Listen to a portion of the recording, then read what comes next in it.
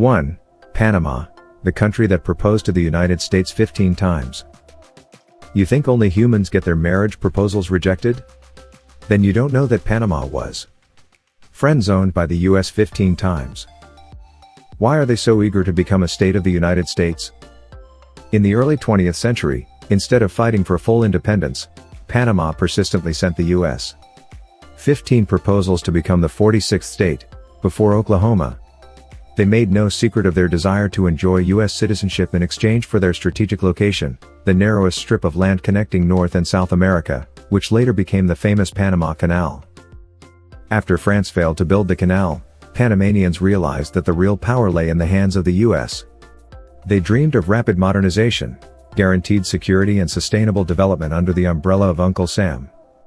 But the US refused, not just once, but 15 times. Why? Because keeping Panama independent would give the US control of the canal without the responsibilities of a full-fledged state. A calculated political friendship. The result? Panama became the country that was denied statehood more often than Hawaii or Alaska. 2. Guna Yala, the land where men can't rule. In many places, men call the shots. But in one island region in Panama, women call the shots. Why does calling a resident Panamanian get you sent back immediately? Welcome to Guna Yala, a semi-autonomous territory spanning nearly 370 islands off the Caribbean coast, where the Guna people have such a strong cultural identity that they insist, "We are not Panamanians. We are Guna." Here, you are not allowed to film children, use drones, drink hard alcohol, and absolutely no interference with traditional culture. The governing system of the land is the People's Council, where all decisions are discussed publicly. And women hold real power, they own the land, are the only ones allowed to wear traditional dress, and any man who wants to marry a Guna girl must live with her family, after a ceremony approved by a council of elders. Even as rising sea levels threaten 80% of the islands, the Gunas are not leaving. They have built floating villages from bamboo and recycled wooden boats, creating a model of climate change adaptation that the United Nations has called into question. 3. The tribe that uses tattoos instead of sunscreen. Think tattoos are just a way to express your personality? In Panama, there is a tribe that considers them a form of survival armor. How did a type of jungle ink become a more effective sunscreen than modern technology? On the edge of the Chagres jungle, where the sun burns even the shade of the trees, the Imbera tribe lives with a culture that seems to come from another world. Women wear short woven skirts, men go shirtless, and most cover their bodies in mysterious black patterns that stretch from face to toe. Not permanent tattoo ink, but leopard ink, a vegetable ink extracted from jagua berries that stains the skin for 10 to 15 days and then disappears like magic. In the past, only shamans and clan leaders were allowed to draw tattoos, because each symbol was a talisman when crossing the jungle and streams. Today, the tradition continues, but with an added bonus: protection from UV rays. The Imbera believe that the black ink absorbs sunlight and reduces sunburn, a theory that has led many scientists to take seriously. While technology is still trying to find the perfect sunscreen, the tribe has come up with their own solution: simple, sustainable and all-natural. 4. Panama, the land of unspoken taboos. Think you need only a smile and politeness to fit in Panama? The truth is, a handshake that is too firm or standing too far away can make you look rude.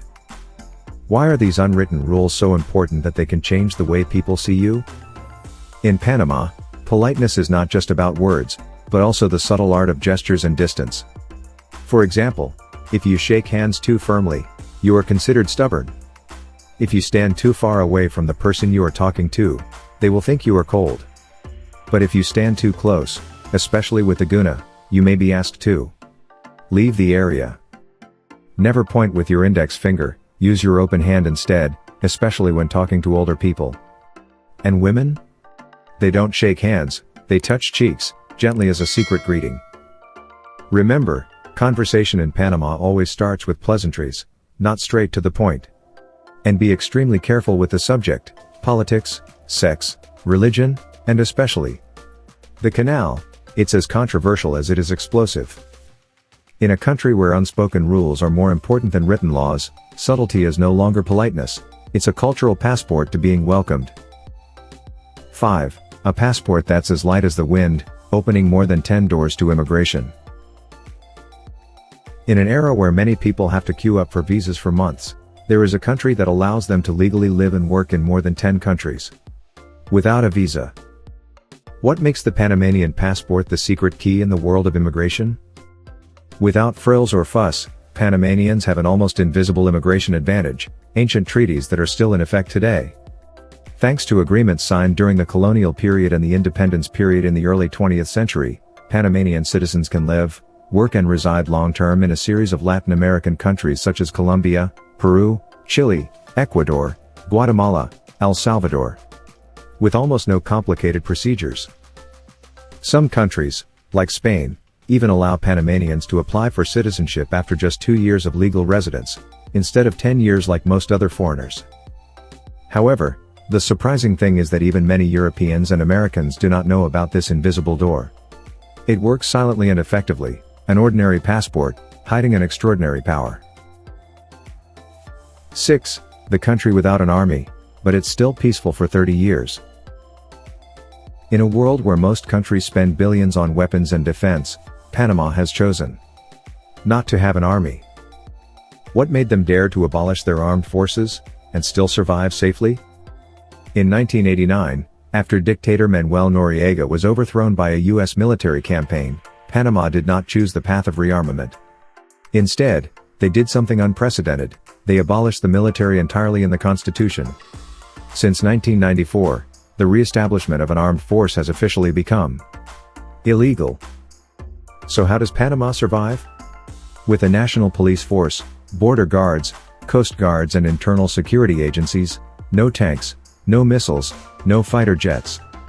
They do not keep guns to deter, but use the law to build trust. And the miracle is, for more than 30 years, this country has not fallen into civil war, nor been invaded. While many countries spend heavily on the military, Panama spends its budget on education, infrastructure and health. Thanks to the canal, which carries 5% of global trade, they choose the path of development through cooperation, not weapons. Is it true that sometimes, true power lies not in the barrel of a gun, but in daring to say no to it? 7. The island that misses men, where the whole village fights over one man. Have you ever heard that women outnumber men is just a population ratio? On one island in Panama, it's the norm, and men are a rare resource. What makes the gender balance here so bizarrely skewed? Isolated off the Caribbean coast, the Bocas del Toro archipelago is a tropical paradise of turquoise waters, beachside stilt houses and a slow pace of life. But behind the tranquil beauty lies a peculiar social phenomenon: the number of women in some villages surprisingly outnumbers men. Many men leave the island early to find work on the mainland, or abroad. Meanwhile, women, especially single mothers, stay behind, keeping the community together, taking care of the family and running the local economy. As a result, men have become hard to find. In some small villages, a young man can receive many dating offers, even suggestions for marriage from a very early age. Although there are no official laws, gender roles here have reversed: women lead and run, while men are protected as a rare species. Is it possible that, in a small corner of the world, the concept of strong sex is being interestingly reversed? 8. The Guna, a culture of transgender acceptance for centuries. Think transgender recognition is a modern 21st century trend? The Guna people of Panama have been doing it for over 400 years. Why are they ahead of the rest of the world? On the San Blas Islands, amid turquoise oceans and ancient coral reefs, live a small people called the Guna.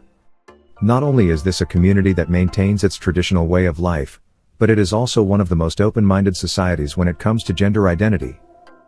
For centuries, the Guna have acknowledged the existence of a third gender, people called Omagid, roughly translated as female spirits in male bodies.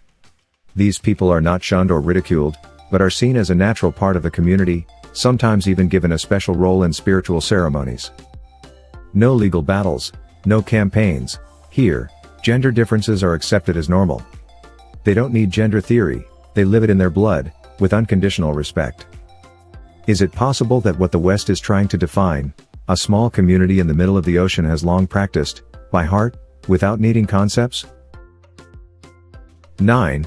Panama Canal, a historical failure becomes a miracle of humanity.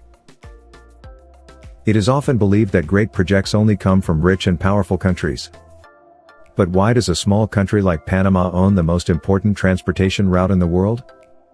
The Panama Canal, a name that the whole world mentions as a symbol of intelligence and engineering power, actually began with a tragedy. In 1880, the French started construction with the ambition of connecting the Atlantic and Pacific Oceans. But that dream quickly turned into a nightmare. Disease, harsh climate, technical errors and more than 25,000 deaths caused the project to fail. It seemed like everything was over, but the Americans continued their unfinished dream. In 1914, after 2 decades of digging, the complex system of locks, dams and the largest artificial lake of its time was created, allowing thousands of ships to pass through the 80 km canal each year instead of the 20,000 km detour through South America. Panama not only maintained its geographical role as a transit point, but also took control of the canal from the United States in 1999, a historic political victory. Is there anywhere else in the world where a scar on the body of the earth has become a lifeline connecting 2 oceans, and a source of pride for an entire nation? 10. Colón, the port city that once held a place for criminals and exiles. It's common to think of criminals as being imprisoned or deported. But what if the government gave them land and privileges? The city of Colón, located at the northern end of the Panama Canal, is not only a major commercial port, but also the site of a strange chapter in history, when the French government, while building the canal, gave land and residency to criminals and exiles. Instead of sending them to prison, the French contractors decided to turn Colón into a reintegration zone, but in reality, it was nothing more than a lawless place. From theft and fraud to prostitution and violence, all kinds of evils converged here, creating a shadow society that crept right next to the largest construction project on the planet. More surprisingly, it was from this chaos that a class of black merchants and small businessmen, mostly Jamaicans and Barbados, rose to dominate the local economy, build communities and maintain their own identity despite all the adversity. Perhaps nowhere else has chaos been a catalyst for vitality. Could darkness be the foundation for a community to thrive so strongly? Panama is not noisy, not flashy, but it is full of stories that make us stop and think. From unexpected cultural taboos to a controversial past, every little corner here whispers an unbelievable truth. If this journey surprised you, like, subscribe and share so you don't miss the next episodes in the travel documentary series, where the world is told in a way you've never seen it before. See you on the next adventure.